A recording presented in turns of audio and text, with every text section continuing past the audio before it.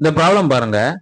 A shopkeeper allows a discount of 10% to his customers and still gains 20%.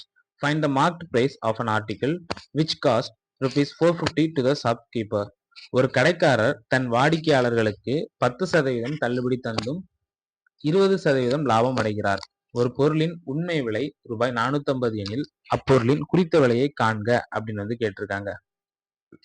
பாருங்க, நம்ம மாற்று price தான் கேட்டிருக்காங்க. குறித்த விலையை நம்ம எக்ஸ்ன்னு எடுத்துப்போம்.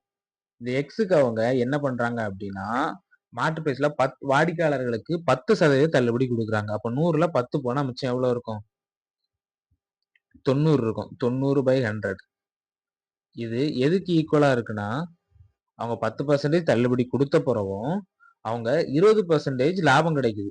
20% அப்படின்னா மொத்த இதுல 20% அதிகமா இருக்குது. அப்போ 480 பொருளினோட உண்மையான விலை. ஸோ 450 into 120/100 இப்படி எடுத்துக்கலாமா?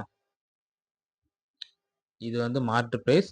மாற்று பிரைஸ்ல 10% தள்ளுபடி, அதனால 90/100 எடுத்திருக்கோம். அது தந்ததுக்கு அப்புறமா அவங்க ஆல்ரெடி காஸ்ட் பிரைஸ்ல இருந்து 20% லாபம் அடைகிறாங்க. அப்போ 120/100 அப்படின்னு நம்ம எடுத்துக்கிறோம். ரெண்டையும் கட் பண்ணலாம். 0 0 கட் பண்ணலாம். 50